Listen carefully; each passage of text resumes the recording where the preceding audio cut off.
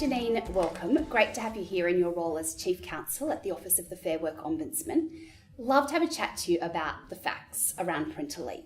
So let's start with basic entitlements. If you find out you're pregnant, what are you entitled to? Excellent question. So if you're going to have been with your current employer for 12 months at the time that you're going on leave, then you are entitled to maternity leave. So that's 12 months. And then after your first 12 months, you are actually entitled to request, if you like, a second 12-month period as well. Great.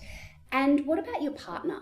I'm aware that they're entitled to paid parental leave as well. Yeah, in terms of paid parental leave, so there is a government scheme, and so for women or those that are the primary carer, there will be that 18-week period where they're entitled to the minimum wage, which is a little under $700 a week. And then for a partner, they're entitled to 2 weeks of that paid leave as well, so after the birth of the child. And can they take that at the same time? So they can take up to 8 weeks concurrently, as we call it, so at the same time.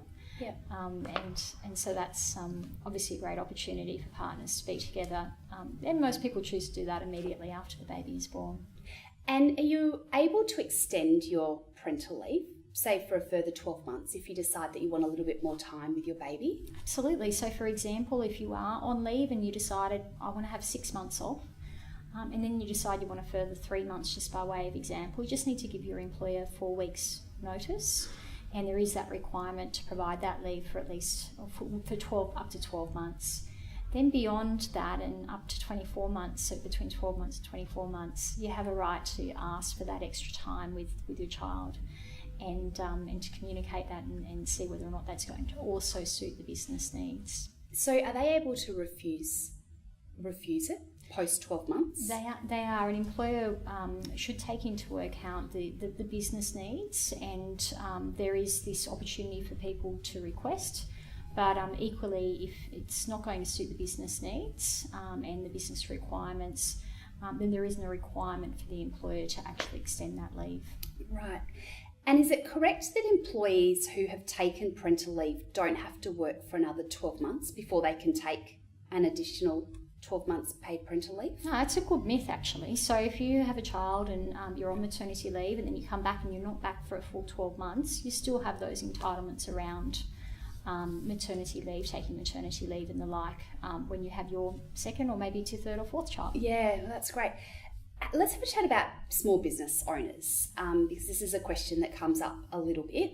If you're a small business owner, can you still access paid parental leave? You can indeed. So again, there is that availability of the Australian Government Paid Parental Leave Scheme, which again provides for 18 weeks at a little under $700 per week. And that's available to small business owners as well. And what you need to be mindful of is the eligibility criteria. So there are some criteria around how much and how long you've worked for in the preceding period before the birth of your child. And then also need to kind of check in and understand what the rights and obligations are after you have your child as well. Yeah, terrific. So I'd love to talk to you about a couple of real examples.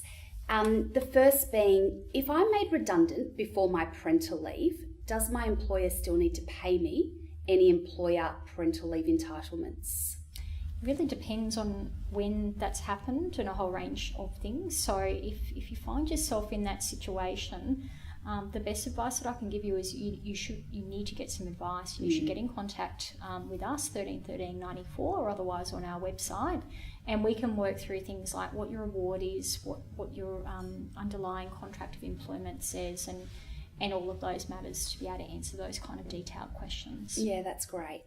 The next is, I work for myself and I have an online business. I'm on 12 months paid parental leave, but how do I keep my business running and also access the paid parental leave scheme? So can I post on social? Can I accept orders?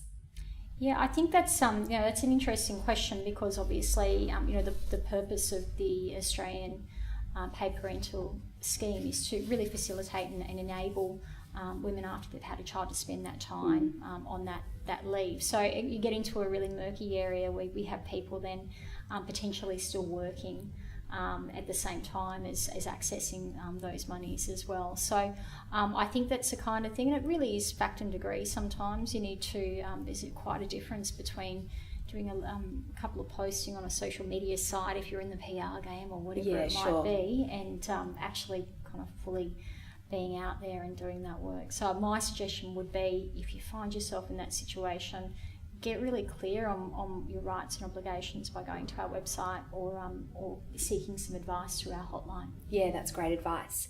So if I've just found out I'm pregnant, when do I need to tell my employer that I am pregnant? So you need to give your employer at least 10 weeks notice of your intention to commence parental leave.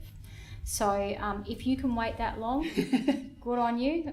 Or cover it up. Yes, certainly in my own circumstances that wouldn't have been a possibility. But yes, you do need to give that 10 weeks notice, is that critical time frame around when you're going to start parental leave and your intention to return as well. And can you talk to us about special maternity leave? Because I understand that this is a fantastic option for women who are experiencing, extreme sickness. Yeah, and sometimes things don't go to plan during pregnancy and beyond, and so special maternity leave is available in circumstances where someone is suffering a pregnancy-related illness. It's also available when things haven't gone right, and where there's been a stillborn or there's been a miscarriage.